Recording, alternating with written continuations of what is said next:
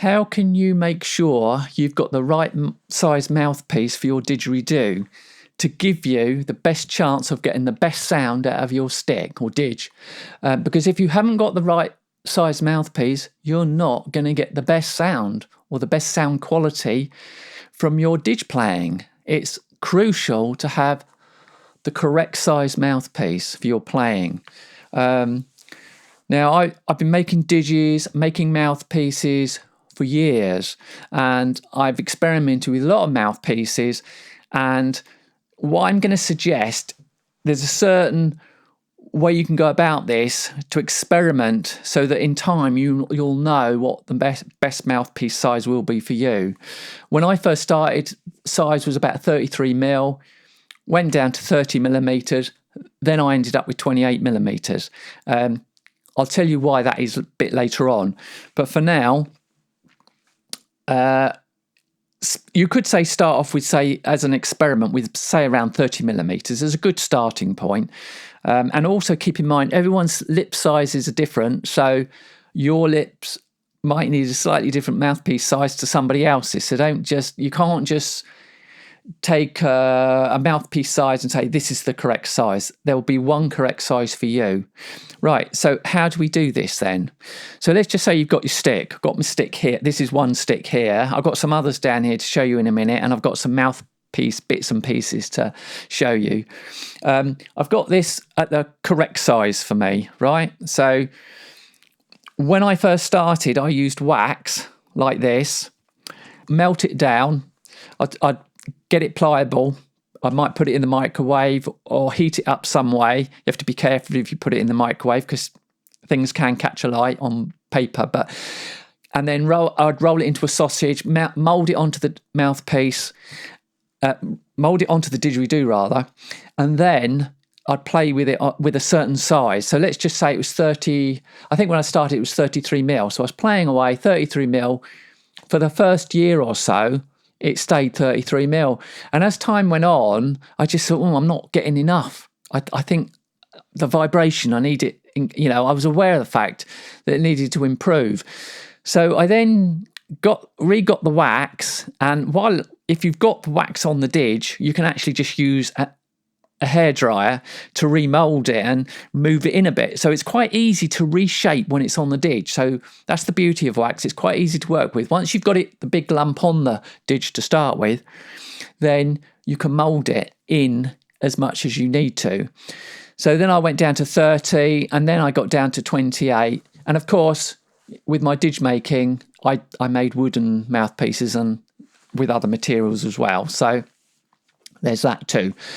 So, and that will take time. So let's just say you've been playing a year, you've got a certain size, and then if you think, I want to try a different size, you can just mould the wax in a bit or even pull it out if it's too small, try, experiment, or you may have found the right size. You may have been lucky and got the right size to start with. And in that case, that's it, And in years' time, you can re-experiment and retry. And then once you become sort of like an intermediate player and then going on to you know where you are with mouthpiece sizes. It's straightforward. So that's one of the things you can use. Another way you can do it is I've got a bit of, I've got some mouthpieces here. Look, one there. Well, this actually isn't, this is more than a mouthpiece. It's a bit of the end of a stick, but it shows you, this is 28 mil. If I put my lips in there,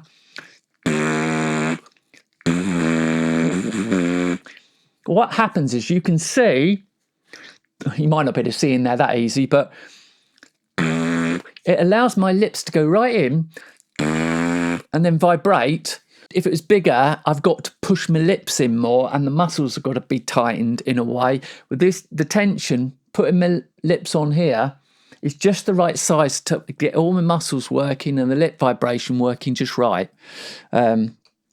So I am going to be doing another video on lip vibration, so watch out for that. And it's going to be a condensed one. So that's that. And then, so when you've got the wax, and let's just say you've got the right size, you can then once you know the size, you could then think, right, I think I'll have one made up, or I'll make myself one. You could go to the joiners and get say this could be like, much smaller size than that, say 1 centimetre.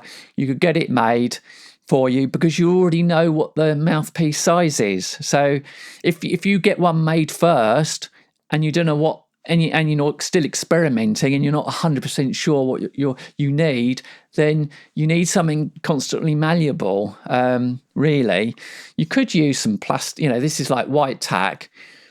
This works on sticks where they're small, and you can just put a little bit right on the end of the stick, so that it stops your mouth going onto the rough edges of the stick. But it's not really, you can't put much size on it because it's too floppy. But I've tried it on the end of sticks just to soften the lips on the end here. Now, here's another stick I've got here. Now with this one, this is another important thing. So you're experimenting with the wax. You're trying to get the right size. One really important thing to note, and if you get this wrong, it's going to spoil the sound of your didgeridoo, is with this particular didge, I've got it. The didge is a certain length, it's a certain key, it's got a certain sound.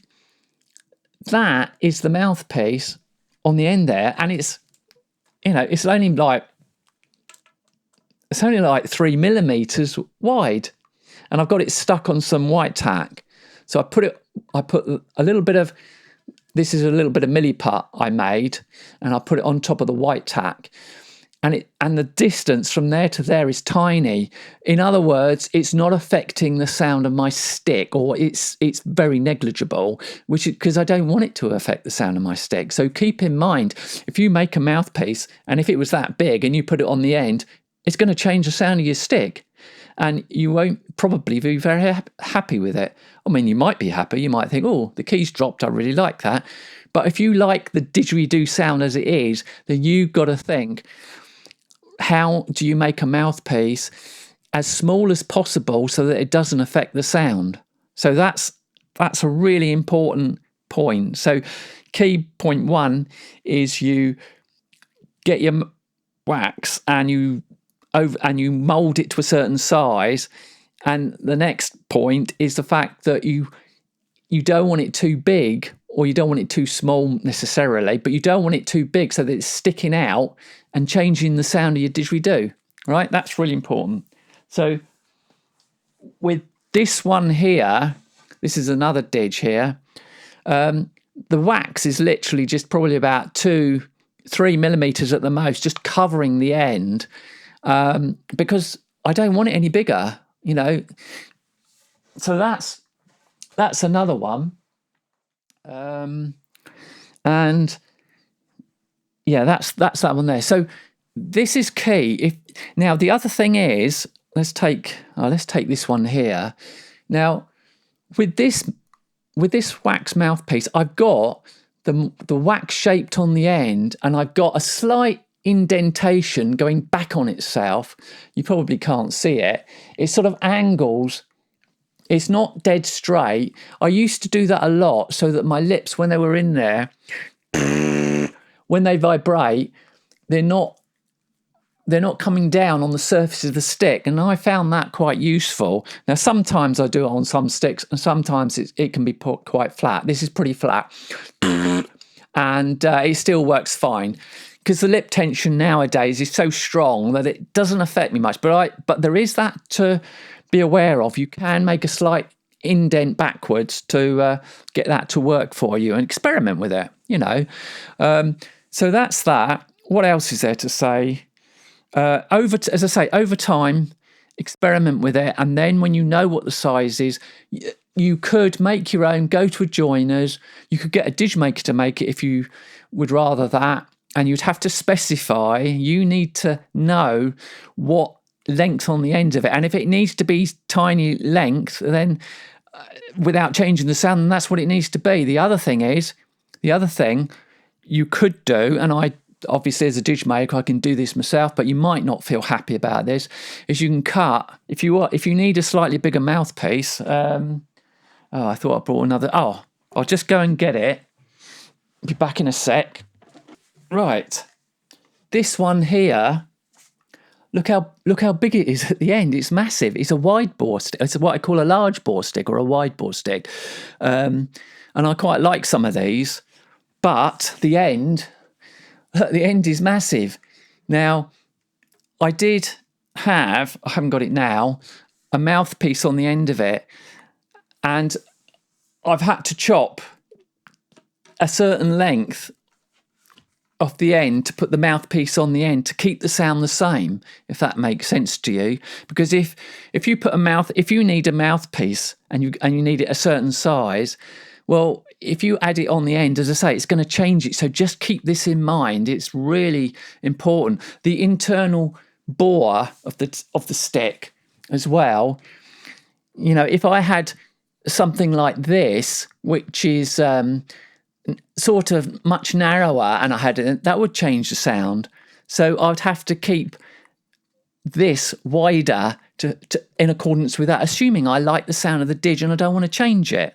So let's just put this one down. So that's the thing. So think about how important this is to raise your playing game or improve it, you know, because you're trying to improve, you're getting rhythms and things, and if you haven't got the right mouthpiece, you're not gonna get there, you know, not to the most qualitative crisp sound you can possibly get.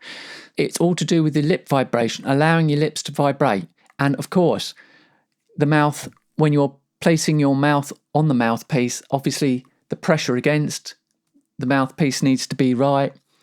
Not too hard, not too soft, and to enable it to work, you know. Anyway, that's really it. I'm going to keep this quite short because I'm going to do another video on lip vibration, so watch out for that. And if I can find some good videos on making mouthpieces, I might make one in the future. I don't know yet, but I'll put some links in the description if I can find any anyway, and then you can check out how to make, so you go down the wax route, you know, experiment with that, and therefore. So anyway, keep an eye out for the next one.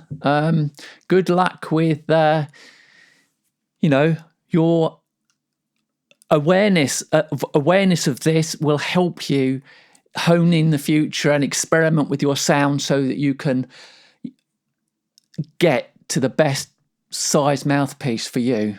Thanks for watching.